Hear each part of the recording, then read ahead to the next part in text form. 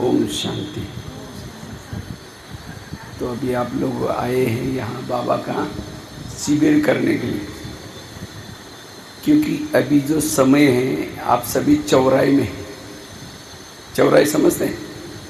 चौराहे मतलब एक 4 जगह पर रास्ता जाता है और उसी के बीच में चौराहे में। अब चौराहे में कोई खड़ा है, अगर उसको डायरेक्ट पता नहीं कि मेरा मंजिल कहाँ है, कहाँ जाना है, तो क्या हो जाएगा? फिर सोचे इधर जाओ इधर जाओ इधर जाओ, मूंझ जाएगा। अगर गलती से कहीं गया उसके बाद वापस आने के लिए उसका टाइम वेस्ट हो जाएगा, और टाइम वेस्ट हो, जिसके लिए निकला था वो भी टाइम चला गया। इसीलिए अभी आप लोग भी चौराहे में, अगर यहाँ रोज आएंगे, ज्ञान सुनेंगे, मुरली सुनेंगे, धारणा करेंगे, विकार पर जीत प्राप्त करेंगे, शुद्ध भोजन खाएंगे, तो सत्युग में जाएंगे। यहाँ आएंगे, कभी कभी आएंगे, दुनिया का भी आनंद लेंगे, ब्रह्मा कुमारी का भी आनंद लेंगे, विकार पर जीत प्राप्त नहीं करेंगे, त्रेतायुग में जाएंगे। जैसे कई लोग सोचते हैं यहाँ माउंट आबू में गए, ब्रह्मा कुमारी का ज्ञान और भक्ति का ज्ञान एक ही है, वो लोग उस रास्ते से जा रहे हैं, हम इस रास्ते से जाएंगे। कई लोग ऐसे भी समझते हैं, तो अपने भक्ति करते थे, यहाँ आने के बाद जो भक्ति करते थे वो करते थे, वही करेंगे। वो कहाँ जाएंगे? द्वापर में जाएंगे। और जिन्होंने ना ब्रह्मा कुमारी का ज्ञान लिया, ना विकार पर जीत प्राप्त किया, ना भक्ति की खाओ पियो मौज करो, किसने आगे का देखा है? वो विकार पर जीत प्राप्त नहीं किया, सही से संस्कार थे वैसे, वो सब कलयुग में जाएंगे। तो अभी आपको पता करना है कि आपको जाना कहाँ है। सत्युग के युग में जाना है, त्रेता में जाना है, द्वापर में जाना है, या कलयुग में जाना है, आपके हाथ में। एक पिताजी 4 बच्चे थे, तो चारों बच्चे रोज बोलते हैं कि हमको घर की स्टेट बांट चाहिए। अब पिताजी को लगता मैं किसको कितना दूं, तो एक दिन पिताजी ने चारों बच्चों को बुलाया और एक एक मुट्ठी गेहूं दिया। और पिताजी कुछ कारण से कोई बाहर चले गए, कहते मैं 10 साल के बाद आऊँगा। अब पहले बच्चे ने सोचा एक मुट्ठी गेहूँ कहाँ क्या करेंगे, उसको लेकर के कचरे में फेंक दे, एक मुट्ठी कहाँ रखेंगे पिताजी आने तक। दूसरे बच्चे ने क्या किया, सोचा ये अनाज है, अनाज के बोरे में डाल दिया, पीस के खा लिया। तीसरे बच्चे ने उसको एक सोने का डब्बा बनाया, सोचा कि बाप की कोई अमानत है, और सोने के डब्बे में रख दिया। चौथे बच्चे ने क्या किया, उसको खेती वालों को बुलाया, कहा कि इसको बोना, ये उगने के आने के बाद फिर उसको बोना। ऐसा करके चारों ने ऐसा 10 साल के बाद पिताजी आए, तो बच्चे कहने लगे हमको घर की स्ट्रीट बांट की चाहिए। तो पिताजी ने कहा ठीक है, शाम को आ जाना, मैं दे दूँगा। शाम को आए बच्चे, तो कहा कि घर की स्टेट बांटने से पहले मैं आप लोगों को 10 साल पहले जाते समय गेहूँ दिया था, वो कहाँ है? तो पहले बच्चे ने कहा मैंने थोड़ा सा था, कहाँ रखो, कचरे में फेंक दिया। दूसरे बच्चे ने कहा तुमने क्या किया, पूछा, कहा कि मैंने अनाज में डाल के पीस के खा लिया। तीसरे बच्चे को कहा तुमने क्या किया, अभी लेके आता हूँ, फटाफट घर से टिफिन डिब्बा लेके आया सोने का। चौथे बच्चे को कहा तुमने क्या किया, कहते हैं लाने के लिए बैलगाड़ी चाहिए। देखो दिया था कितना, एक एक मुट्ठो। तो पहले बच्चे को कहा तुम्हें कोई चीज़ की कदर नहीं, अगर मैं घर की स्टेट दे भी दूंगा तो मैं ऐसे उड़ा देगा जैसे गेहूं को फेंक दिया। तुम घर का झाड़ू पोछा का काम करना, तुम्हें मैं कोई चीज़ जिम्मेवार देना। और चौथे बच्चे को कहा तुम घर का मालिक बनना। इसी तरह परमात्मा भी इस धरती पर आता है और आ करके हर इंसान को एक ज्ञान की मुट्ठी देता है। जैसे आप लोगों ने हमें 3 दिन सुना, ये ज्ञान विश्व के हर इंसान तक पहुंचेगा तब विनाश होगा। और पहुंच रहे हैं, कोई टीवी के माध्यम से, कोई मित्र संबंधी बोल रहे हैं, कोई कैसे, कोई शिविर के माध्यम, कोई ना कोई माध्यम से ये ज्ञान सब तक पहुंचेगा। कई लोग सोचेंगे क्या ब्रह्मा कुमारी वाले बोलते हैं सत्युग आने वाला है, ये होने वाला है, यार ये विनाश युगों युगों से चलता रहता है, ये कब से दुनिया बने, ऐसे लिया कचरे में फेंक दिया। कई लोग सोचेगा हाँ ये लोग ब्रह्मा कुमारी वाले बड़े अच्छा काम कर रहे हैं, खुद नहीं करेंगे, ये उनकी महिमा करेंगे। ये लोग माउंट आबू में गए, कितना अच्छा हुआ भोजन, वहाँ हमारे यहाँ नल में पानी नहीं आता, वहाँ गर्म चाय, फीकी चाय, मीठी चाय, कॉफ़ी, दूध, जो भी महिमा करेंगे, बड़ी अच्छी व्यवस्था है, बड़ी स्वच्छता है। खुद नहीं जाएंगे लेकिन महिमा करेंगे। भावना, वो सब त्रेता युग में आते, द्वापर युग में आते हैं। भक्ति भावना, और जिन्होंने कचरे में फेंका वो कलयुग में। जिन्होंने उस ज्ञान को लिया, अपना जीवन अच्छा, रोज गए सेंटर पर, मुरली सुनी, अपना जीवन अच्छा बनाए, सोने के डब्बे में रखा, वो सब त्रेता युग में आएंगे। और जिन्होंने इस ज्ञान को सुना, अपना जीवन अच्छा बनाया, और उनको भी सुना करके बढ़ाया, अनेक जिज्ञासु को बनाया, अपने रिश्तेदारी को सुनाए, वो सब सतयुग में। तो आपको कहाँ आना है? कचरे में फेंकना है? ये क्या करना है आपके हाथ में। इसीलिए कहते हैं ना, भगवान जब भाग्य बांट रहे थे, सो रहे थे क्या? परमात्मा केवल कलयुग के अंतिम समय आता है, ये सारा भाग्य बनाता है। दुनिया में 3 लोग हैं, 3 लोग, साकारी दुनिया, आकारी दुनिया, ऊपर है निराकारी दुनिया। और इस दुनिया में तो टोटल 950 करोड़ आत्माएं हैं। कितनी आत्माएं? 950 करोड़ आत्माएं। और इस दुनिया में 4 युग होते हैं। स्वस्तिका देखा है ना? स्वस्तिका में बराबर 4 भाग हैं, एक कम छोटा बड़ा नहीं है, चारों कैसे हैं? समान है। और हर युग की आयु 12.5 वर्ष है। सतयुग 12.5, त्रेता 12.5, द्वापर 12.5, कलयुग 12.5, टोटल 5000। जब इस दुनिया की शुरुआत होते हैं, 950 करोड़ आत्माओं में से केवल 9 लाख आत्माओं पर आते हैं। और उस समय सतयुग चालू होता है। उस समय ये जो भारत देखते हैं, अभी भारत, हम छोटा सा भारत रहा है, उस समय भारत बहुत बड़ा था। विदेश में और 2 लोग नहीं रहते, और दिल्ली राजधानी थी। सतयुग में राधे कृष्ण जब उनका स्वयं होता है, लक्ष्मी नारायण बनते, वहाँ 950 करोड़ लोग होते हैं, 9 लाख लोग होते हैं सतयुग में। टोटल तो 9.5 लाख है, लेकिन उसमें से 9 लाख आत्माएं आते हैं। तो सतयुग में सोने के महल होते हैं, वो कोई भी कमी नहीं होती, हर एक के सिर पर मुकुट ताज होता है, सब कुछ संपन्नता, वो स्वर्ग कहते हैं उसको। सबका शरीर कंचन का, या गर्मी सर्दी ये कोई नहीं है, एकदम बढ़िया दुनिया होती है। केवल 9 लाख आत्माएं आते हैं उसमें। उसके बाद समय बढ़ता है, और हर एक की आयु 150 साल होते हैं। उसके बाद त्रेता युग शुरू हो जाता है। जैसा लेकिन इसका एक नियम है, एक बार ऊपर से आत्मा नीचे आई, 4 युग पूरा करके जाएगी, बीच में कोई नहीं जाएगा। तो ऊपर से आई हुई 9 लाख प्लस और आत्माएं ऊपर से आती, 33 करोड़ देवी देवता, गायन बेबी ने 33 करोड़ देवी देवता कब थे? त्रेता युग के अंत में। ये दोनों युगों को स्वर्ग कहते हैं। समय बढ़ता है, 25 वर्ष पूरा हो गया, इसको ही कहते हैं राम ने अपनी सीता को कहाँ रखा था? अशोक वाटिका। अशोक वाटिका मतलब सतयुग त्रेता, ये अशोक मतलब कोई दुख नहीं है, शोक नहीं है, कोई समस्या नहीं। सीता मतलब केवल एक नहीं, राम अस्त में एक त्रेता युग का राम है, दशरथ का पुत्र, और दूसरा है दिल को आराम देने वाला दिलाराम परमात्मा। राम आएंगे, वो त्रेता युग वाला नहीं आने वाला है, वो राम आएंगे ऊपर से। उस गीत में ना, राम आएंगे, और उसकी आत्मा रूपी हम सभी सीता हैं। जब सतयुग में वहाँ अशोक वाटी में रखा था, लेकिन जब द्वापर युग आया, ये आत्माएं देह भान में आती हैं। देह भान में आने से काम के वश हो गई, क्रोध के वश हो गई, लोभ के वश हो गई। कहते हैं ना, राम सीता को हिरण के मृग, वो सोने का मृग, मतलब ये सोने की जैसे दुनिया ये। तो जब ये विकारों के वश हो जाते हैं, काम क्रोध, तब दुनिया में प्रॉब्लम शुरू हो जाते हैं, आत्माएं दुखी हो जाते हैं। शोक वाटिका में रख दिया, रावण ने उसको उठा करके कहाँ लेके गया? शोक वाटिका। ये दुनिया शोक वाटिका बन गई। फिर परमात्मा को पुकारना शुरू किया, तो परमात्मा ऊपर से खुद नहीं आता, धर्मात्मा को भेजता है, जाओ मेरा संदेश दो। तो धर्मात्मा ने भी ये नहीं कहा कि हम भगवान हैं, धर्मात्मा ने कहा कि गॉड इज लाइट। परमात्मा कैसा है? यीशु ने क्या बोला है? God is light. ऊपर उसके तरफ इशारा किया, उसको याद करो, सब आपकी समझ है। लेकिन जिन्होंने ज्ञान सुनाया, उनको ही लोगों ने भगवान मान लिया। फिर दूसरा आया, उन्होंने भी कहा कि अल्लाह नूर है, नूर मतलब लाइट है, प्रकाश है, लेकिन उन्होंने उनको भगवान मान लिया। उसके बाद ओंकार निराकार, गुरु नानक धर्म स्थापन ने उसके तरफ इशारा किया, लेकिन लोगों ने उनको क्या किया? उसको भगवान मान लिया। उतना ही ने आगे धर्म बंटवारा होता गया, द्वापर युग।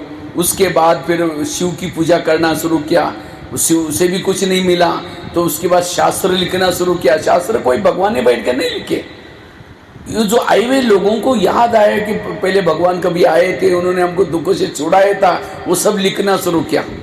उसके बाद फिर देवियों की पूजा, देवताओं की पूजा, आखिर द्वापर भी पूरा हो गया। फिर कलयुग आ गया, विकार बढ़ते गए, काम क्रोध बढ़ते गए। फिर लोगों ने क्या किया, देवी देवता की पूजा से भी कुछ नहीं मिला, फिर नदी की पूजा करना, गंगा में स्नान करना शुरू कर दिया। उसके बाद पेड़ों की पूजा करना शुरू कर दिया, फिर गुरु बनाया भगवान। फिर कन कन में बद्रीनाथ, सोमनाथ, काका वो 4 धाम लगाना शुरू किया। आखिर कहीं नहीं मिलता तो पैसा ही परमेश्वर, पति भी परमेश्वर, हम भी भगवान, आप भी भगवान, सारे भगवान है, कन कन में भगवान डाल दिया, सर्वव्यापी कर दिया आखिर। और विकार तो इतने बढ़ते रहते हैं, इतने हर व्यक्ति के अंदर विकार, अपराध हो रहे, ये हो रहा है, सारे दुखी हो गया। आखिर परमात्मा को जब पुकारते हैं, परमात्मा ने गीता में कहा है, जब जब जो काम राक्षस नहीं करते आज का मानव कर रहे हैं, और मानव की गलती नहीं है, उसके अंदर के विकार उसे कर रहे हैं, वो विकारों के वजह। और भक्ति किसी लिए करते थे हम? विकारों से जीत प्राप्त करने के लिए। क्योंकि लोग दुखी क्यों हैं? विकारों के वश में हैं। तो भक्ति करने का, भक्ति करते गए तो भी विकार बढ़ते गए, क्योंकि भक्ति की किसकी की? देवी देवता की पूजा की। अब समझो बाप को छोड़ करके बच्चे आपस में ठीक है, भाई भाई, और जमीन किसके नाम से होते हैं? प्रॉपर्टी बाप के नाम से। बाप को तो पूछते ही नहीं है, और बच्चे आपस में ठीक है, तो घर की स्टेट मिलेगी? मिलेगी? नहीं मिलेगी। अब समझो मेरे पास किसी के 10,000 रुपए हैं और मेरा फोटो रखा हुआ है, और वो व्यक्ति आकर के फोटो के सामने कहता है मुझे 10,000 रुपए दे दो, नहीं तो मैं गला काटो या कुछ ही करो। फोटो थोड़ी देने वाला है। अब पैसा चाहिए तो मैं जा रहा था, मेरे पास आना पड़ेगा। इसी तरह देवी देवता जो होके गए, उनके फोटो लगे हैं मंदिरों में। हम कहा कि देवी मुझे दर्शन दे दो, देवी मेरे को सुख दे दो। अब देवी कहाँ से देने वाली है? हाँ, देवी कहाँ है? वो देवी खुद दुखी है, देवी को बनाने वाला है, उसके पास जाओ।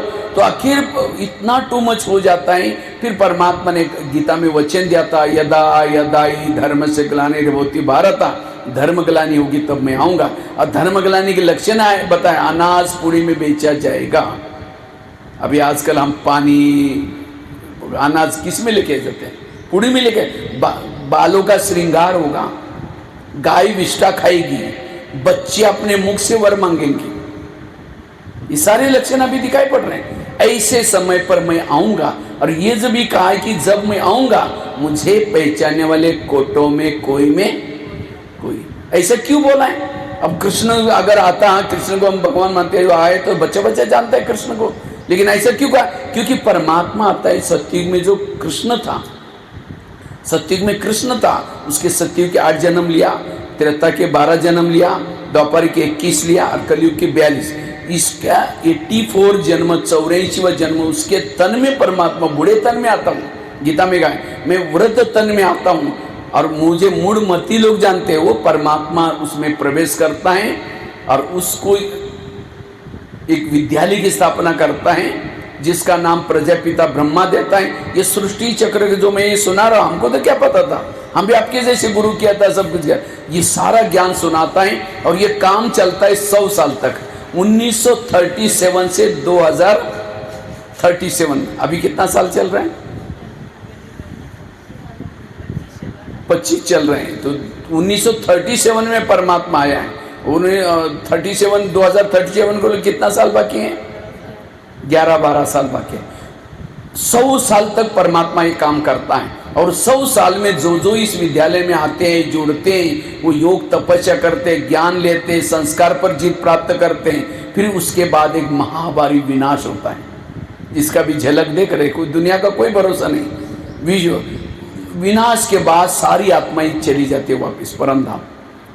उसके बाद जिन्होंने ज्ञान लिया था, योग किया था, विकार पर जीत प्राप्त किया था, उतनी ही भाग्यशाली आत्माएं। सतयुग में 9 लाख क्यों आए? 950 करोड़ आत्मा हैं, सारे सतयुग में क्यों नहीं आए? क्योंकि जब परमात्मा ज्ञान दे रहा था, क्या बोला? हमको टाइम ही नहीं है, हमको ये करना है, वो करना है, खेती का काम करना है, हमको टाइम। तो जब 84 जन्म का भाग्य बना रहे थे, इसलिए कहते हैं ना भगवान से भाग्य बन रहा था, सो रहे थे क्या? तो इसीलिए कहते हैं कुंभकर्ण को लंका जलने से पहले उठाया, उठो ये लंका जलने वाले हैं, वो उठ तो गया लेकिन करवट बदल करके फिर सो गया।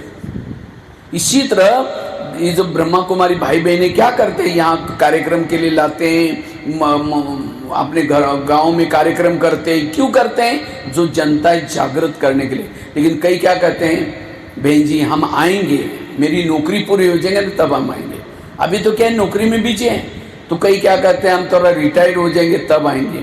कई कहते हैं ये थोड़ा गर्मी का मौसम हो जाएगा तब आएंगे। कई क्या कहते हैं, हाँ थोड़ा सा सर्दी पूरी हो जाएगी उसके बाद आएंगे। कल करेंगे, काल उठा कर लेके जाएगा। हाँ अभी तो दांत आएंगे। कई कहते हैं ये बुढ़ापे में 60 साल हो जाएंगे ना तब हम जाएंगे। किसने देखा 60 साल जिंदे रहेंगे? अभी तो दांत आए मुख में, राम राम बोल सकते हैं, दांत नहीं होगा तो लाम लाम बोलेंगे, लाम लाम। इसीलिए जो करना है अब कर लो। एक बार एक भगत था, यमराज जी उसकी दोस्ती हो गई यमराज जी के साथ, तो बड़ा खुश हो गया। यमराज तो लेके जाने के लिए आता है सबको, तो निश्चिंत जीवन जी रहा था। यमराज जी को कहा कि आप जब भी आने वाले हैं, आने से पहले क्या करना मुझे बता देना, मैं आने की तैयारी करूँगा। तो मस्त जी रहा था। एक दिन अचानक उसके घर के सामने 4 यमदूत आए। तो कहा कि आपको यमराज ने बुलाया? कहा कि नहीं नहीं मेरा वो दोस्त है। उसने कहा मैं आऊँगा तो उसे पहले बोल के आऊँगा। नहीं कहा कि आपको आने के लिए बोला, वो गए नहीं, यमदूत का माना ही नहीं। तो यमराज खुद आए, चलो करके। कहा कि आप तो मेरे दोस्त है, आपने कहा था कि मैं पत्र लिखूंगा। कहा कि मैंने आपको 4 पत्र लिखे। बोला मेरे पास एक भी नहीं है। कहता है तुमको तैयारी मेरे पास आने के लिए तैयारी करने के लिए पहला पत्र लिखा तो तुम्हारे बाल सफ़ेद हो गए थे। अभी दुनिया से वैरा करके मुझे याद कर, तुमने डाई लगा करके उस बाल को छिपाया, मैं तो जवान हूँ समझ करके चला। फिर दूसरा पत्र लिखा, तुम्हारे दांत गिर गए थे। तुमने क्या किया, नकली दांत लगा करके फिर भी क्या किया, फिर तुम्हें कम दिखना शुरू किया, चश्मा लगाया नंबर का। सोचे जवान ये आए थे पत्र वाला, चलो। इसीलिए जो करना है किसी का भी, हर व्यक्ति चाहे छोटा बच्चा भी है वो भी वानप्रस्थी है। क्योंकि हम इस धरती पर आकर के कितना साल हो गया, 5000 साल हो गए, सभी वानप्रस्थी हैं। कोई किसी का वो इस शरीर की उम्र नहीं देखो, हर बच्चे को भी ज्ञान जरूरत है, हर इंसान को ज्ञान जरूरत है। इसीलिए अब युग बदल रहा है। अब युग क्या हो रहा है, कई बोलते हैं ये क्या हो रहा है, ऐसा कैसे हो रहा है, जो हम पहले देखते थे। अब लोगों किसी की गलती नहीं, ये विकार इतना जोर से काम कर रहे हैं। इसलिए अब हमें इस ज्ञान की बड़ी जरूरत है। जैसे पेड़ को पत्तों को पानी डालने के बजाय, जड़ों में पानी डालने के बजाय पत्तों को पानी डालते रहेंगे, पेड़ बढ़ेगा। तो इसी तरह आज हम परमात्मा को याद करने के बजाय देवी देवता को याद कर रहे हैं। देवी देवता की पूजा करने से, भक्ति करने से, कई कहते हैं आजकल भक्ति कितनी बढ़ रही है, कितनी पूजा कर रहे हैं, कितना लोग, तो भी दुख क्यों बढ़ रहे हैं? भक्ति हम किसकी कर रहे हैं? देवी देवता की कर रहे हैं। इसलिए ये ज्ञान सत्य ज्ञान है। देवों में देव महादेव, हर हर महादेव। जिन्होंने शिव के शरण में नहीं आया, जहर किसने पिया? शिव ने पिया। ये विकारों का जहर केवल शिव ही पी सकता है, बाकी कोई भी नहीं पी। विकारों से मुक्ति वही दिला सकता है। अब हमें उसके शरण में आना है और इसलिए वो ज्ञान दे रहे हैं। अब हमें क्या करना है, जागृत होना है। तो इसलिए हमारा इस ज्ञान में सबसे पहले हमारा निश्चय चाहिए। क्या चाहिए? कई तो कितने हजारों यहाँ आते हैं, यहाँ से जाने के बाद फिर जैसे काम धंधा करते हैं उसी में लगे रहते हैं। कितना सेंटर में भी भाई बहने आते हैं, कोर्स करते हैं, बाद में आते ही नहीं। ये ज्ञान निश्चय उसको होगा। भक्ति और इसमें कुछ फर्क लगता है? लगता है कुछ फर्क? भक्ति में भी हम सुनते थे, भक्ति मार्ग में और उसमें कुछ फर्क। भक्ति मार्ग में क्या कहते हैं, भगवान को प्राप्त करना है तो बलि चढ़ानी पड़ती है। क्या चलाना पड़ता है? बलि। कौन सी बलि? जो सारा दिन हम मैं करते हैं, मैंने किया, मैं करता हूँ, इस मैंपन को छोड़ना, ये है बलि चढ़ाना।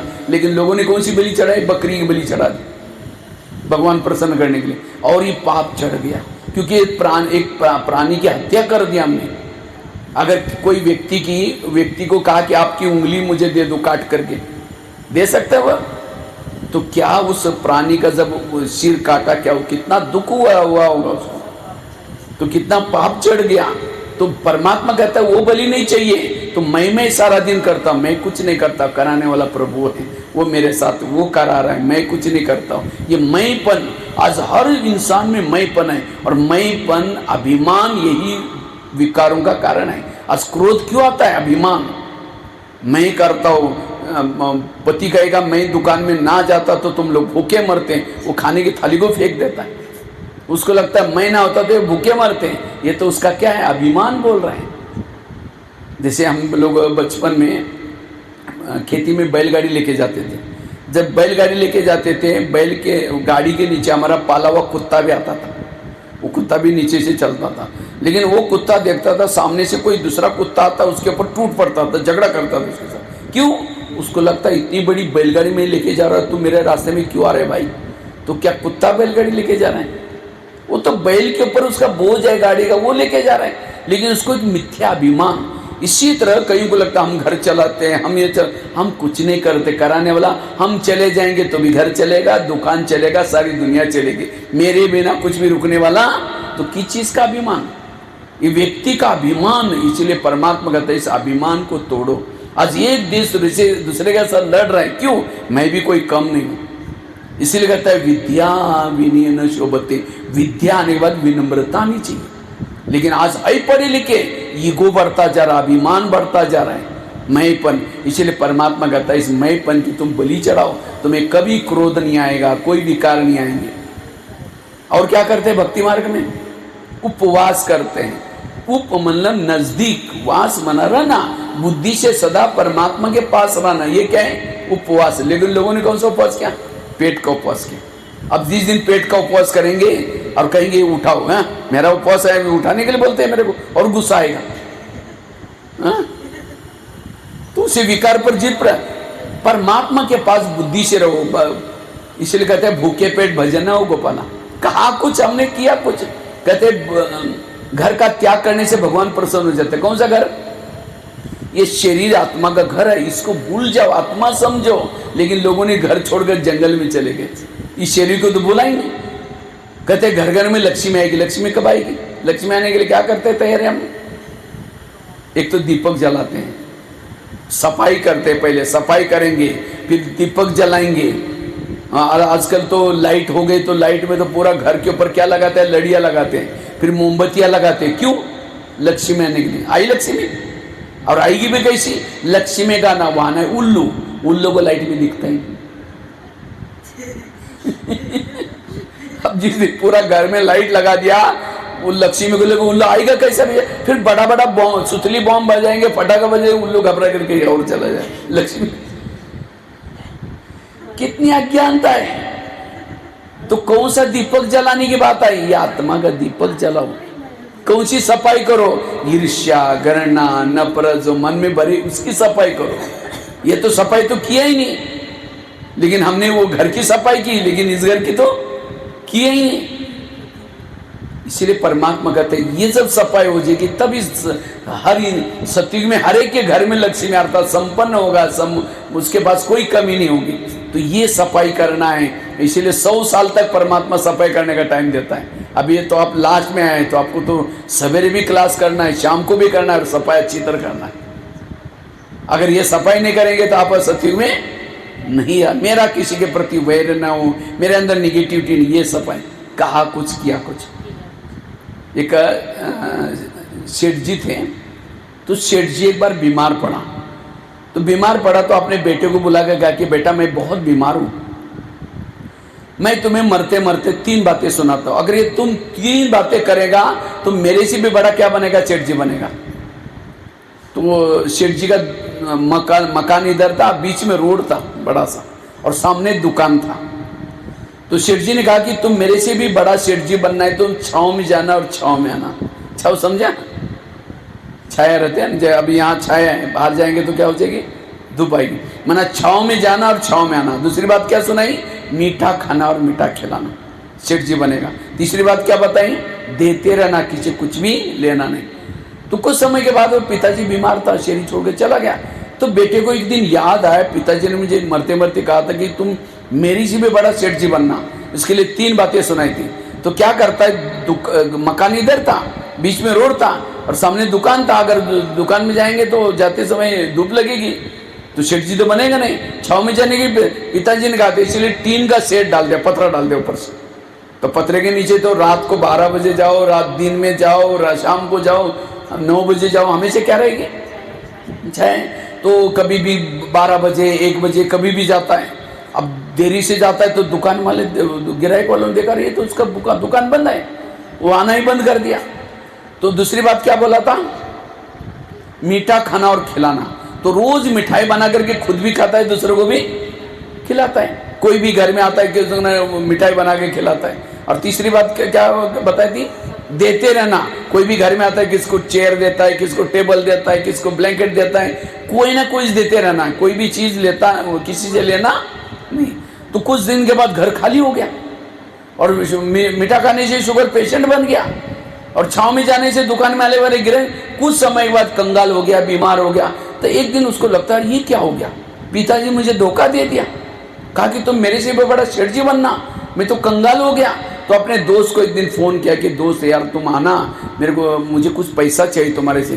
कहा कि क्यों बात है, तुम तो बहुत ये थे, साहूकार थे, तुम्हारा बिल।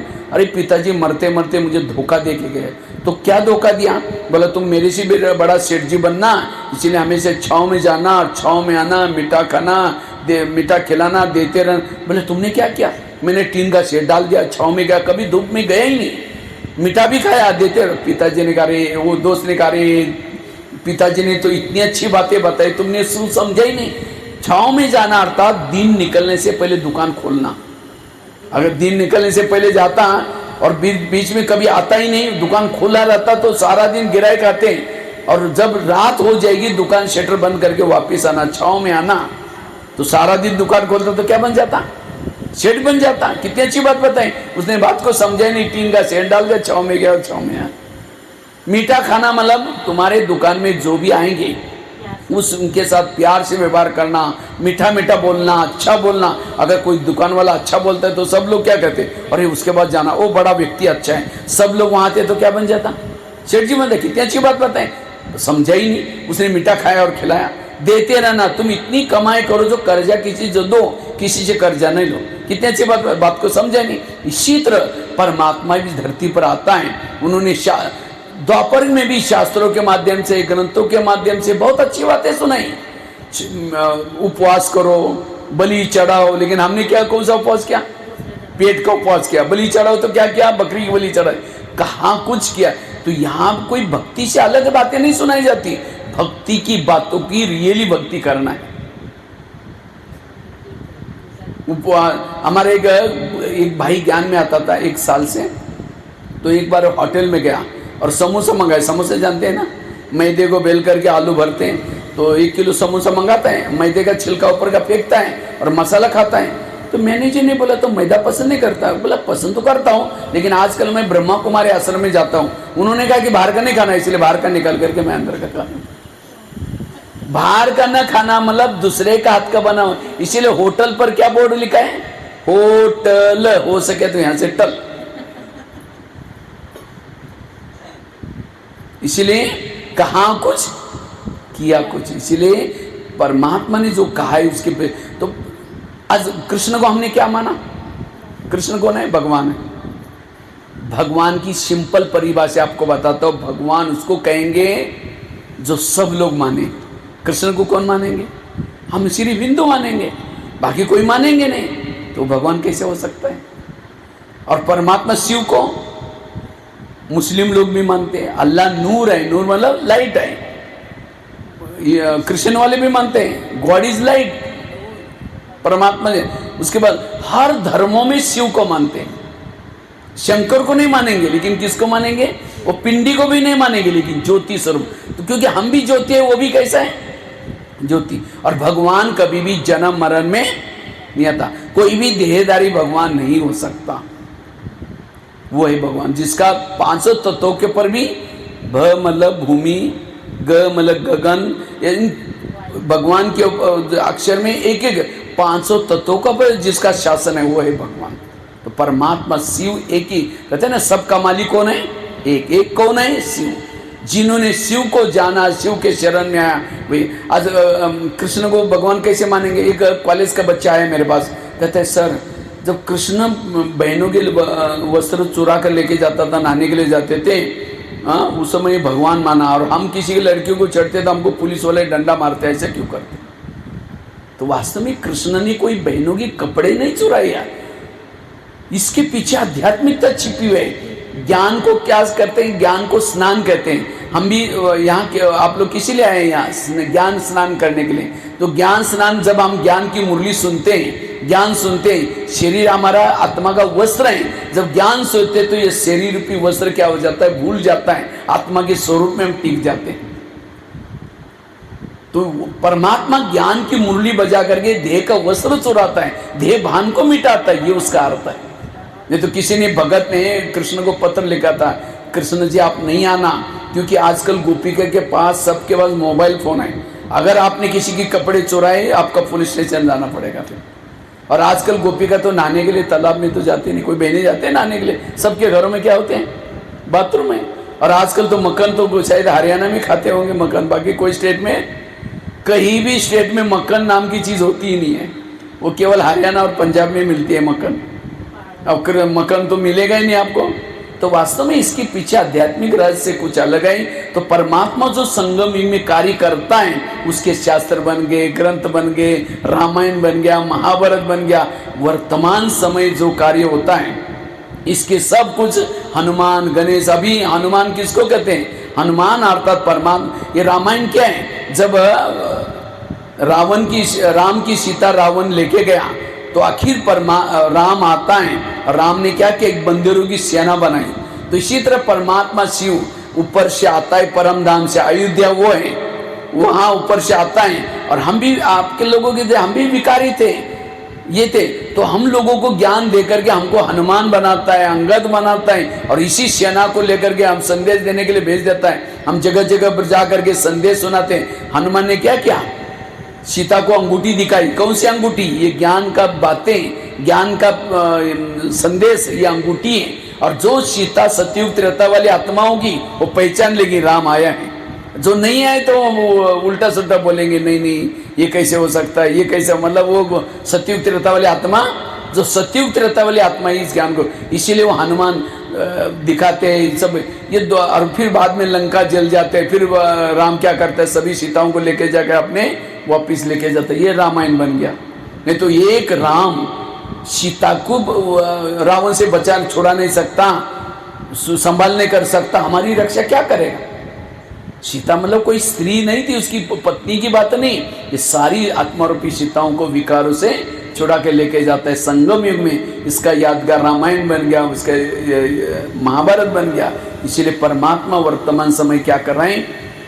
कार्य कर रहे हैं। इतना ही नहीं, इसके त्योहार भी बन जाते हैं। सबसे पहला त्योहार कौन सा आता है? सबसे पहला दिन कौन सा आता है सप्ताह का? सोमवार। सोमवार किसका वार है? परमात्मा शिव का वार है। कहते हैं परमात्मा शिव ने क्या किया? सभी को सोमरस पिलाया। उसका सोमनाथ भी नाम है, सोमरस पिलाता है। कौन सा सोमरस? हम कौन हैं, हम कहाँ से हैं, हमें कहाँ जाना है, ये 7 दिन के ज्ञान को, 3 दिन के ज्ञान को क्या कहते हैं? सोमरस। और जो ये सोमरस पिएगा उसका परमात्मा से मंगल मिलन हो जाता है। पहले तो हमको पता था कि भगवान कहाँ रहता है, परमात्मा कहाँ रहता है, लेकिन ये ब्रह्मा कुमारी के ज्ञान से हमें पता चला वो कहाँ रहता है? चांद सूरज तारांगण के बाद परमधाम में रहता है। जब परमधाम में तो परमात्मा को ध्यान करते हैं, हमारा ध्यान कहाँ जाता है? ऊपर चला जाता है। तो मंगल मिलन हो जाता है। इसलिए सोमवार के बाद कौन सा आया? मंगलवार। जब मंगल मिलन हो गया, सोमरस पिया, सभी की बुद्धि विशाल हो जाती है। पहले हमारी बुद्धि क्या थी? मेरे बच्चे, मेरा परिवार, एक कुएं का मेंढक था। लेकिन अब पता चला हर इंसान हमारा भाई है। वो कौन सी जाति है, कौन सा धर्म का लेना देना नहीं, ये व्यक्ति है, मतलब हमारा कौन है? आत्मिक रूप में भाई है। बुद्धि विशाल होगी। इसलिए तीसरा दिन कौन सा आया? बुधवार। जब बुद्धि विशाल हो गई, सोमरस पिया, मंगल मिलन मनाया, सोमरस पिया, तो सभी को सदगुरु प्रसन्न हो जाता है। इसलिए चौथा दिन कौन सा आया? सदगुरु। अब जिसको सदगुरु प्रसन्न हो जाएगा, असंभव बातें क्या होगी? संभव हो जाएगी। आज शास्त्रों में क्या लिखा हुआ है? आग और कपास एक जगह पर एक रूम में नहीं रख सकते, क्योंकि आग लग जाएगी, आग कपास ही जल जाएगी, रुई। अर्थात पति और पत्नी एक घर में रह करके पवित्र नहीं रह सकती, शास्त्र का कहना है। लेकिन आज इस ब्रह्मा कुमारी में कितने लाखों भाई बहने घर गृहस्थ में, घर छोड़ना नहीं हमको, उसी घर में रहना है और पवित्र है। इसका मतलब कौन सी शक्ति है? आज कितनी सारे कुमार कुमारियां विकार पर, आज कितनी गंदी दुनिया है, कितनी फैशन है, कितना गंदगी है, लेकिन आज ऐसी दुनिया में भी भाई बहने पवित्र कैसे हैं? क्योंकि परमात्मा शक्ति साथ में है। भले वो दिखता नहीं है लेकिन हर एक के साथ में है। इसीलिए सदगुरु प्रसन्न हो गया। जब सदगुरु प्रसन्न हो गया, बुद्धि विशाल होगी, मंगल मिलन मनाया, सोमरस पिया, तो आत्मा को परमात्मा के मंगल मिलन से सुख मिलता है। जब सुख मिलता है तो आत्मा परमात्मा को क्या कहते हैं? शुक्रिया बाबा, धन्यवाद, शुक्रिया। जो कोई सुख देता है तो क्या कहते हैं? धन्यवाद, शुक्रिया। तो आत्मा, चलिए 5वां दिन कौन सा आया? शुक्रवार। जब शुक्रिया निकला, मंगल मिलन मनाया, सोमरस पिया, बुद्धि विशाल हो गई, तो आत्माओं को जो विकारों की शनि, सबसे खतरनाक शनि है विकारों की शनि। कहते हैं इसको शनि लगी है। शनि मतलब कोई ना कोई विकारों के वश है। जो विकारों के वश है वो कभी भी आगे नहीं बढ़ सकता, वो हमेशा पीछे रहेगा। उसका शनि जिसको लगा वो कहीं का नहीं रहता। तो विकारों, जब परमात्मा से मंगल मिलन मनाता है, सुख, जैसे कोई जिलेबी खाएगा उसको मुरमुरा दो, कहेगा नहीं नहीं इतनी अच्छी चीज खाए, मुझे मुरमुरा नहीं चाहिए। जिसने परमात्मा का सच्चा सुख प्राप्त किया उसको विकार फीके लगते, विकार पर जीत प्राप्त कर लेते, इसीलिए शनि से मुक्त हो गए। इसलिए 6ठा दिन कौन सा आया? शनिवार। जब शनि से मुक्त हो गए, शुक्रिया निकला, सदगुरु प्रसन्न हो गया, बुद्धि विशाल हो गई, मंगल मिलन मनाया, सोमरस पिया, तो आत्मा इस धरती पर आकर जो जन्म मरण के चक्कर में पड़ी थी, जन्म मरण से छुट्टी होगी। इसलिए संडे का दिन, छुट्टी का दिन, सब बच्चे अपने मम्मी पापा के साथ रहते हैं। तो हमारी भी सबकी छुट्टी होने वाला, हम कहाँ जाएंगे? अपने मम्मी पापा के साथ ऊपर जाएंगे। तो कितना अच्छा बना हुआ है। सोमवार, मंगलवार, ऐसा नहीं कि शनि मंगलवार के बाद शनिवार आएगा। सदगुरु प्रसन्न, यहाँ शुक्रिया ही नहीं निकला, विकार तो कैसे आएगा? इसलिए दिन बने, त्योहार बने, रीति बनी, रस्में बनी, सब कुछ इस संगम युग में जो हो रहा है उसका अनुसार बना। इसीलिए वर्तमान समय परमात्मा करके अपना कार्य कर रहे हैं। और ये ज्ञान आज हर इंसान को जरूरत है, क्योंकि आज हर इंसान को क्या है? तनाव है, टेंशन है, घर घर में रामायण है, महाभारत है महाभारत रामायण। पति पत्नी का बनता नहीं, सास बहू का बनता नहीं, पड़ोसी का बनता नहीं, बच्चों के साथ बनता नहीं। और जिसका नहीं बनता उसको विचार चलते हैं, निगेटिव विचार। और जिसके मन में निगेटिव विचार चलते हैं उसको रात को चैन की नींद नहीं आती, करवट बदलते रहते हैं। जिसको चैन की निगेटिव विचार चलते, तनाव पैदा होता है, उस घर में लक्ष्मी वास नहीं। घर में एसी है, गाड़ी है, सब कुछ है, लेकिन सुख शांति नहीं। क्यों? सबके अंदर निगेटिव विचार है। ये ऐसा करता है, फलानी ऐसी करती है, वो ऐसी करती है, किसी के अंदर भी अच्छाई दिखाई नहीं पड़ती। जिसको मन के अंदर निगेटिव विचार आते हैं उसके चेहरे में खुशी। इसीलिए आजकल चेहरा अच्छा दिखने के लिए लोग लाली पाउडर लगाते हैं। अब लाली तो लगाई, चेहरा फिर भी मरा पड़ा हुआ है, फुला हुआ है, लोग तो डर जाएंगे, पता नहीं इसको क्या हुआ। असली चेहरे की शोभा है मुस्कुराना। मुस्कुरा वही सकता है जो खुश है, पॉजिटिव है। जिसके अंदर मन में निगेटिव विचार चलता है वो शारीरिक रूप से, मानसिक रूप से थक जाता है। इतना ही नहीं, ज्यादा विचार चलने से दिमाग गर्म हो जाता है। और जिसका दिमाग गर्म होता है उसके दिमाग में केमिकल उतरते हैं, शरीर की बीमारी हो रही। इसलिए कहते हैं ना, जिसका पांव गरम, पेट नरम, दिमाग ठंडा, उस घर में कोई डॉक्टर है उसको मार दो डंडा। पांव को कैसे रखो? गरम रखो। पेट को कैसे रखो? नरम रखो। और दिमाग को कैसे रखो? ठंडा। लेकिन आजकल उल्टा होता है, पांव रहते ठंडे और दिमाग रहता है गरम। कहते ना, इसलिए मेरा दिमाग ही गरम किया, मना ऐसा व्यवहार किया, मुझे बहुत निगेटिव विचार चले। और जिसके निगेटिव विचार चलते उसको शरीर की बीमारी हो रहे हैं। इतना ही नहीं, आज अपराध हो रहे हैं, कोई सुसाइड कर रहा है, कोई किसी का मर्डर कर रहे हैं, कोई ये सब किसी ने हो रहे हैं निगेटिव विचारों से। तो आज वर्तमान समय निगेटिव विचारों से विकार पैदा होते हैं और पॉजिटिव विचारों से क्या पैदा होते हैं? गुण पैदा होते हैं। सहन शक्ति, धैर्यता, सत्य। पॉजिटिव वाला सुखी है, निगेटिव वाला दुखी। दुख और सुखी परिभाषा। आज 70% लोगों को, आज किसी को पेट की बीमारी होते हैं, ईर्ष्या वाले विचार चलाने वालों को पेट की बीमारी होती है। इसलिए कहते हैं ना, तुम मेरे को देख करके तुम्हारे पेट में जलन होता है क्या? आज किसी को दूर का कम दिखता है, चश्मा लगाना पड़ता है। क्यों? दूसरे की बुराई को आंखें फाड़ फाड़ के देखेंगे। जो आंखें फाड़ता है, बड़ी बड़ी करता है, आंखों की पुतली फैल जाते हैं। फिर डॉक्टर के पास जाएंगे, कहेंगे डॉक्टर जी मुझे आजकल धुंधला दिखता है। तो डॉक्टर चेक करता कहता आपको नंबर लग गया, चश्मा लगाना पड़ेगा। चश्मा तो लगाया, फिर भी बुराई देखना नहीं छोड़ेंगे, नंबर बढ़ता ही जाएगा। आज किसी का ब्लड प्रेशर बढ़ गया, बीती हुई घटना को याद करता उसका बीपी हाई हो जाता है। किसी को देखते हैं हमें याद आता है कि इन्होंने मुझे धोखा दिया, इन्होंने मुझे तंग किया, इन्होंने मुझे गाली दी, वो विचार चलते हमारा ब्लड बढ़ना, प्रेशर बढ़ना शुरू हो जाता है। इसलिए बीती हुई बातों को भूल जाओ। आज किसी को जॉइंट पेन होते हैं, जो गुस्सा करता है, अभिमान में चलता है, जॉइंट पेन, मसल दर्द होते हैं। आज किसी को अस्थमा होता है, दमा, कोई भी बातों को पेट में दबा कर रखेंगे, क्या हुआ, नाराज है, नहीं कुछ नहीं हुआ, अरे बताओ नाराज, नहीं कुछ है हुआ, बहुत कुछ है, लेकिन दबा कर रखेंगे, दमे का प्रॉब्लम। आज किसी को स्पॉन्डिलाइट होता है, रास्ते में जा रहे सब्जी लाने के लिए, वो क्या करती है, वो क्या करता है, इधर उधर देखेंगे, जो इधर उधर देखता है उसको स्पॉन्डिलाइट होता है। फिर डॉक्टर के पास जाएंगे, क्योंकि डॉक्टर जी 15 दिन से मेरे गले में कुछ अकड़न हो रहे, तो डॉक्टर चेक करता कहता आपको स्पॉन्डिलाइट हुआ। इसका इलाज करके डॉक्टर एक बड़ा सा पट्टा पहनाता है, तो पट्टा पहने के 6 महीना ना इधर घूमेंगे ना इधर देखेंगे, सीधा देखते चलना पड़ेगा। ये मन की चंचलता से, मन की निगेटिव से शरीर की बीमारी होते हैं। जब शरीर बीमार होता है तो हम कहाँ जाते हैं, डॉक्टर के पास। वास्तव में जाना चाहिए ब्रह्मा कुमारी के पास, मेरा मन बीमार है। मन का इलाज कोई नहीं करता, किसका इलाज कर रहे हैं, तन का। तन का कितना, वहां से दबाएंगे गए और से निकलेगी, वहां से दबाएंगे और से निकलेगी। अगर बहनें बुलाते भी सेंटर पर, क्या करेंगे, बहन जी हमको टाइम का है, चलो यहां नहीं आएंगे, तनाव टेंशन में आएंगे, कोई अपराध करेंगे, जेल में जाने का टाइम है, वहां कहेंगे पुलिस वाले मेरे को टाइम नहीं, मुझे छोड़ दो, और 2 डंडा लगा देगा, बैठ इधर।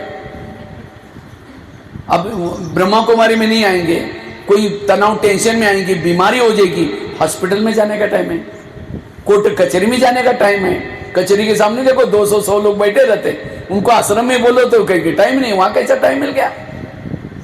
वहां नहीं आएंगे तो पुलिस स्टेशन जाए, ब्रह्मा कुमारी में आओ, कहीं जाने की जरूरत नहीं पड़ेगी। ताली तो बजाओ। अगर आप ब्रह्मा कुमारी सेंटर पर जाओ, ना पुलिस स्टेशन जाने की जरूरत है, ना हॉस्पिटल में जाने की जरूरत है, ना कोर्ट कचहरी जाने, कहीं जाने की जरूरत है। 1 घंटा वहां रोज दो, सब कुछ। गाड़ी के अंदर पेट्रोल डाल दो, वही पेट्रोल का पाइप ड्राइवर के मुंह में डालो, क्या हो जाएगा। गाड़ी का भोजन क्या है, पेट्रोल डीजल, ड्राइवर का भोजन है सब्जी दाल रोटी चावल। इसी तरह शरीर गाड़ी है, इसका भोजन हम 3 बार देते हैं।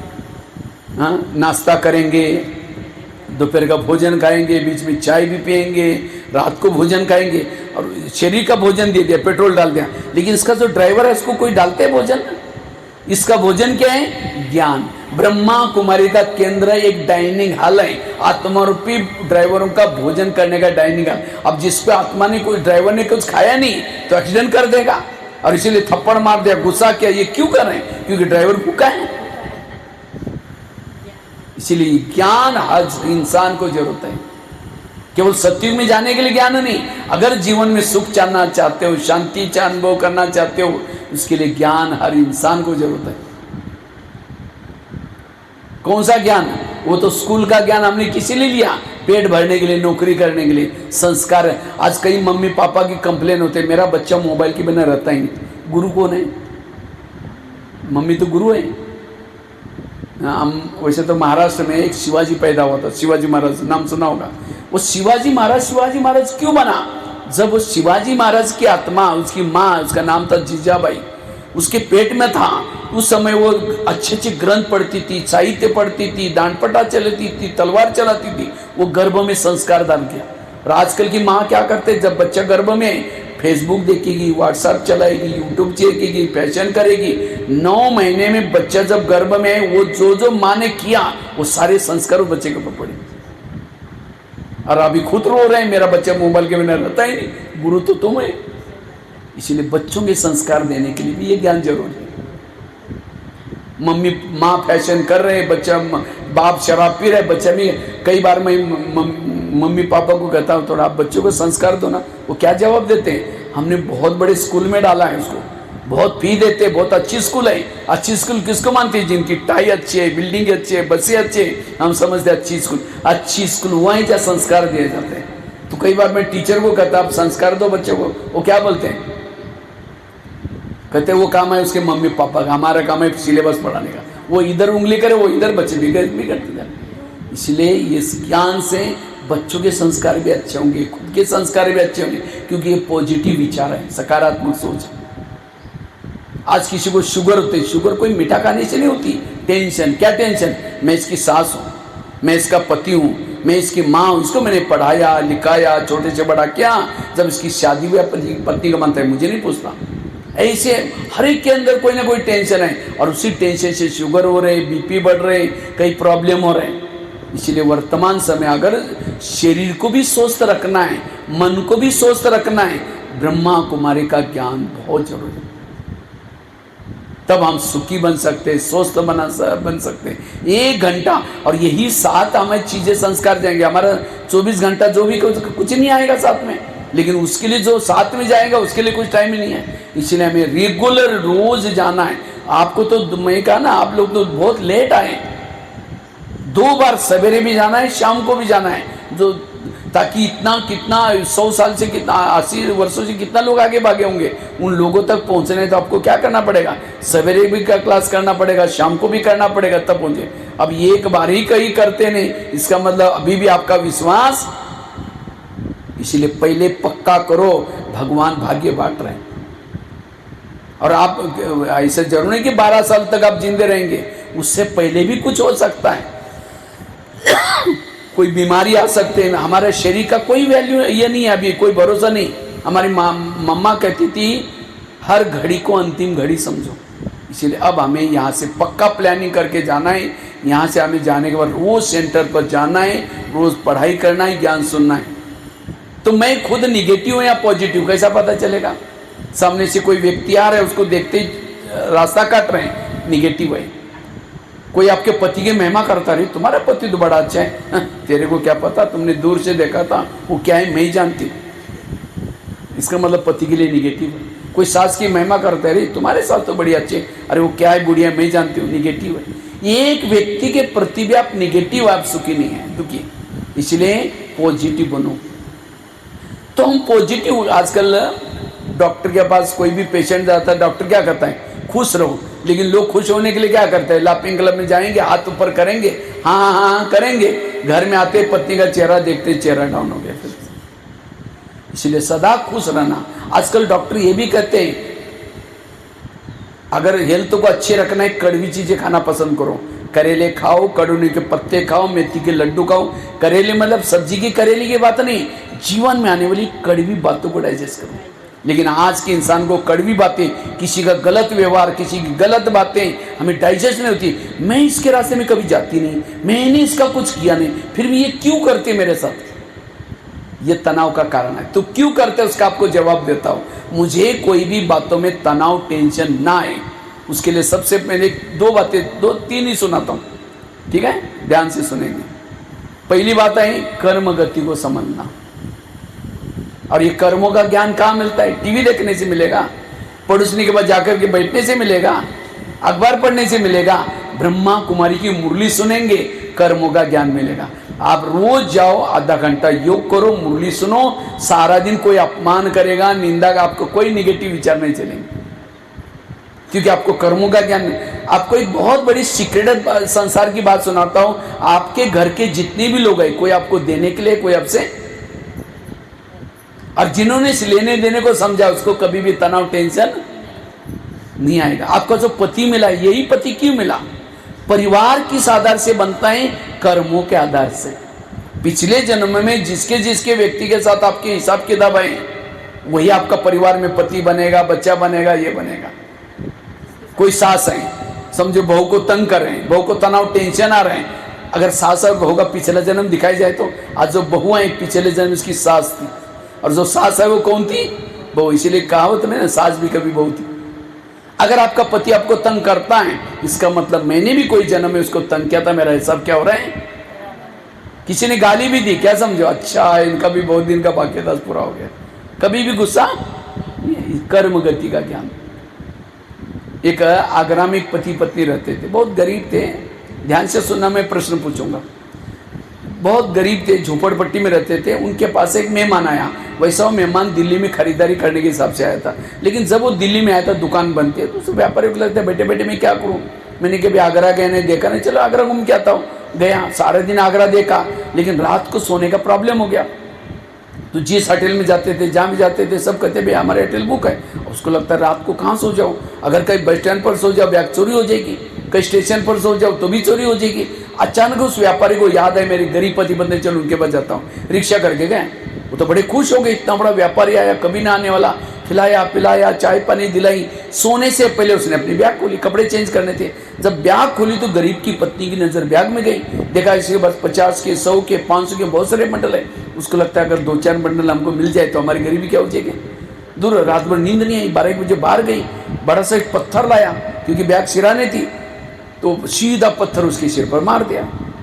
उसका तो मर्डर हो गया। पति की नींद खुली, पति कहता ये क्या हो गया, कहता अब हमारी गरीबी दूर होगी। कहा ये बात किसी पुलिस वालों को पता चलेगा, लोगों को कहा कि किसी को पता ही नहीं चले देगा। अब इस व्यापारी को जमुना नदी में डाल देते।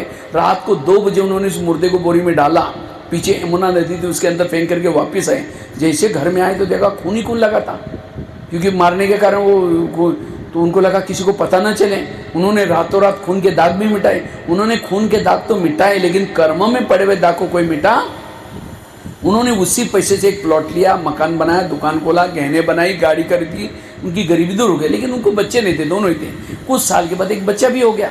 एक ही बच्चा था, खिलाया पिलाया, कलेक्टर बनना जितना पढ़ाया, लेकिन अचानक उस बच्चे को टाइफाइड हो गया। उनको लगता है इस बच्चे को कुछ हो ना जाए, क्योंकि एक ही बच्चा था, जॉब करने वाला है। तो उसको एक बड़े से हॉस्पिटल में उसका इलाज किया, बहुत खर्चा हुआ। उस खर्चे के पीछे उन्होंने बनाए थे गहने, बेच दिया, डॉक्टर की फी दी, बच्चा ठीक नहीं हुआ। गाड़ी बेची, बच्चे का इलाज किया तो भी बच्चा ठीक नहीं हुआ।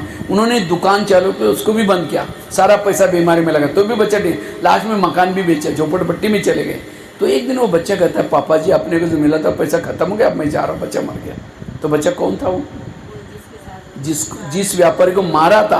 आत्मा तो मरती नहीं, वही आत्मा पैसा लेने के लिए बच्चे के रूप में आई। तो ये मैंने क्यों सुनाया? आज माँ बाप ने होटल नहीं देखा, पैसा इकट्ठा किया, और बच्चा कोई ऐसा पैदा हुआ गलत संगत में जा रहे हैं, नशा कर रहे हैं, माँ बाप की नहीं सुन रहे। वो बच्चा कौन है? उनके पिछले जन्म का हिस्सा है। और ये ज्ञान हमें नहीं है, इसीलिए आज हर घर में टेंशन है, हर घर में तनाव है। इसीलिए कर्म गति का ज्ञान चाहिए। इसीलिए कर्म गति का ज्ञान यहाँ दिया जाता है। मुरली सुनने को आज कर्मों से समझो कोई लूला बना, लूला क्यों बना? पिछले जन्म में उसके हाथ से किसी का मर्डर किया है, दुरुपयोग किया, इसलिए लूला बन गया। और कोई अंधा बना, आंखों का दुरुपयोग किया। सब पिछले जन्मों का हम सारे कर्मों के हिसाब लेके आते हैं। समझो कोई किसी को लूला लंगड़ा ही बच्चा पैदा हो जाता है, अच्छा हो गया तो भी अच्छा उनकी सेवा करना पड़ता है। क्यों? पिछले जन्म की सेवा बाकी थी। इसलिए इस दुनिया में कोई अन्याय नहीं। कई कहते नहीं भाई जी हमारे घर के पास इतना भ्रष्ट व्यक्ति है, इतना गलत काम है, तो भी भगवान उसका कितना गलत काम करते तो भी उसका घर बढ़ता जा रहा है। तो घर बढ़ रहे हैं, भर रहे हैं, वो पिछले जन्म के अच्छे कर्मों का फल है। आप गलत कर रहा है, उसको मिलेगा कुछ दिन के बाद। इसलिए इस दुनिया में देर है, भगवान के घर में देर है लेकिन अंधेर है। इसलिए इस कर्म गति को मुझे और देखे ना देखे, मेरे कर्म के हिसाब बन रहे। इसलिए इस कर्मों को समझ करके चलना है। और जिसको कर्मों का ज्ञान है कभी भी किसी से डिस्टर्ब नहीं होगा। एक बच्चे की और एक कहानी आपको सुनाता हूं, छोटे बच्चे की कहानी बड़ी अच्छी है। एक छोटा बच्चा था, मुंबई में रहता था। उसके मम्मी थी, पापा जी वगैरह नहीं थे। पापा नहीं था, बहनें भाई कोई नहीं था, वो बच्चा अकेला था। तो मम्मी मजदूरी का काम करती हैं। एक दिन मम्मी जा रही थी मजदूरी का काम करने के लिए बिल्डिंग के ऊपर, तो बच्चे भी जा रहा था साथ में, झोपड़ी में रहते थे वो लोग। तो जब जा रहे थे अचानक बच्चे ने देखा एक गुब्बारे वाला गुब्बारे बेच रहा था। तो वो बच्चे को दिल हुआ कि गुब्बारे लेने के लिए दौड़ा। तो 4 लाइन हाईवे था, माँ को लगा इसको कुछ हो ना जाए। तो गाड़ियाँ फास्ट में आ जा रही थी, तो माँ उसको बच्चे को पकड़ने के लिए दौड़ी, जैसी दौड़ी कार स्पीड से आई, माँ उसके अंदर खत्म। बच्चे ने पीछे मुड़ कर देखा, मम्मी भी गई। ऊपर देख करके कहता है हे भगवान आप कितने निर्दय हैं, मेरे पापा को तो पहले लेके गए, अब मम्मी थी उसको भी लेके गए, मुझे आपने गरीब बनाया, मेरे कोई दोस्त भी नहीं बनते, आप कितने निर्दय। भगवान को गाली देता है। 4 दिन खाना भी नहीं खाया, अब वापिस थोड़ी मम्मी आने वाली है। 4 दिन बाद जब पेट में भूख लगते तो झोपड़ी को से बाहर आया।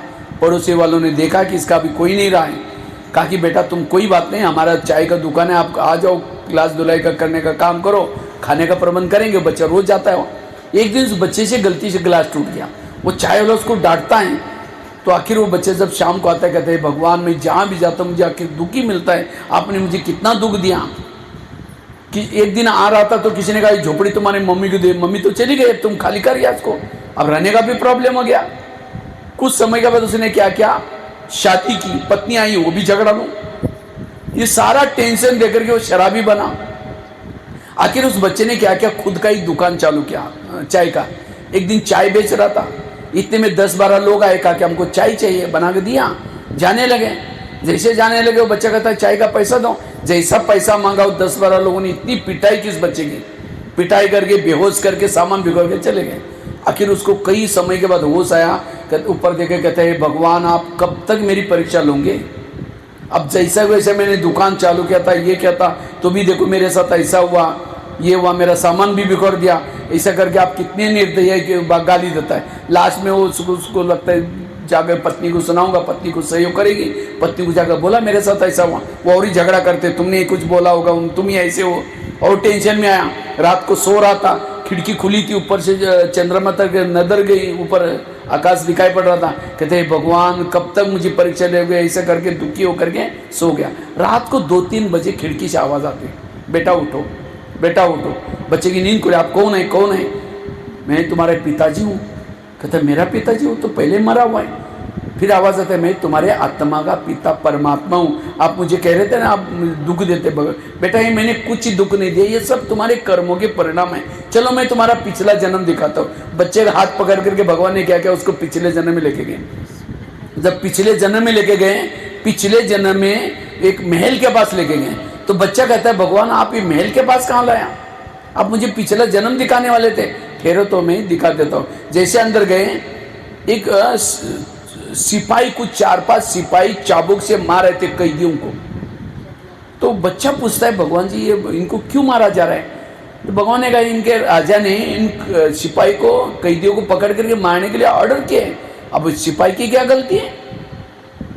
लेकिन भगवान ने कहा ये कैदी को नहीं पता है, जिस 10-12 लोगों ने तुम्हारी पिटाई की तो उनका पिछला जन्म है। फिर कहता मारना चाहिए, बड़े खराब थे। जैसे आगे गए, राजा मदिरा पी रहा था, मंत्री बैठे थे वो भी पी रहे थे, कि एक छोटे बच्चे से ग्लास मंगवाया था, बच्चा थोड़ा देरी से आया, राजा उसको डांटता है गुस्से से, बच्चा घबरा गया और ग्लास टूट गया और डांटता है। तो बच्चा पूछता है भगवान के साथ जो आया था, भगवान इस छोटे बच्चे को क्यों डांटा जा रहा है? तो भगवान ने कहा राजा का स्वभाव ही ऐसा है, लेकिन ये बच्चा को नहीं पता है जी चाय वाले ने तुमको डांटा था उसका पिछला जन्म है। फिर कहता डांटना चाहिए, बड़ा खराब था। जैसे आगे गए, एक अंडरग्राउंड में एक रूम थी, अंधेरा था, एक व्यक्ति बैठा था, उसकी दाढ़ी बड़ी है, कपड़े फटे हैं, हाथ में बेड़ी, पाँव में बेड़ी, सामने खाना पड़ा है। बच्चा पूछता है भगवान ये कौन है अंधेरे में? कहा कि राजा का बड़ा भाई। राजा का बड़ा भाई, उसकी ऐसी हालत। भगवान ने कहा ये राजा बनने वाला था, बड़ा है, लेकिन इस जो राजा अपने कुर्सी पर बैठा है, कुर्सी के चक्कर में उसने इस अपने भाई को देशद्रोही साबित किया और उसको अंडरग्राउंड में रख करके खुद राजा बन करके बैठा है। लेकिन भगवान ने कहा ये कौन है पता है?